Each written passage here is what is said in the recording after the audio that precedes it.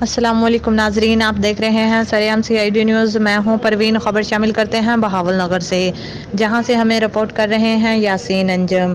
ان کا کہنا ہے بہاول نگر ڈپٹی کمشنر شعیب خان جدون نے کہا ہے کہ سپورٹس کی ترویج و ترقی وزیر اعظم عمران خان کا وژن ہے اور ہمارے ملک کی 60% سے زائد آبادی نوجوانوں پر مشتمل ہے اور ہم نے سپورٹ کے میدان آباد کر کے صحت مند معاشرہ تشکیل دینا ہے، کیونکہ صحت مند دماغ اور تندرستی سے قوم ترقی کرتی ہے اور معاشی سرگرمیوں کی بنیاد بنتی ہے۔ ناظرین، یہ بات انہوں نے حیدر اسٹیڈیم بہاول نگر میں 7 کروڑ 25 لاکھ کی لاگت سے زیر تعمیر 7 سائڈ ہاکی اسٹرو ٹرف کی ترقیاتی کام کا جائزہ لیتے ہوئے کہی۔ اس موقع پر DSO عامر حمید اور متعلقہ افسران بھی موجود تھے۔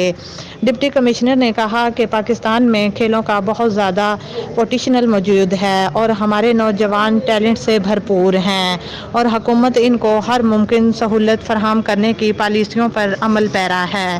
ڈپٹی کمشنر شعیب خان جدون نے حیدر اسٹیڈیم میں 3 کروڑ کی لاگت سے زیر تعمیر تحصیل سپورٹ کمپلیکس منصوبے کا بھی تفصیلی جائزہ لیا اور ہدایت کی کہ ان منصوبوں کو جلد مکمل کیا جائے۔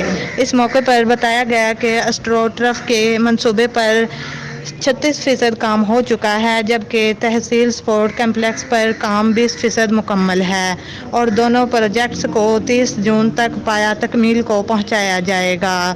مزید جاننے کے لیے دیکھتے رہیے سریام CID نیوز۔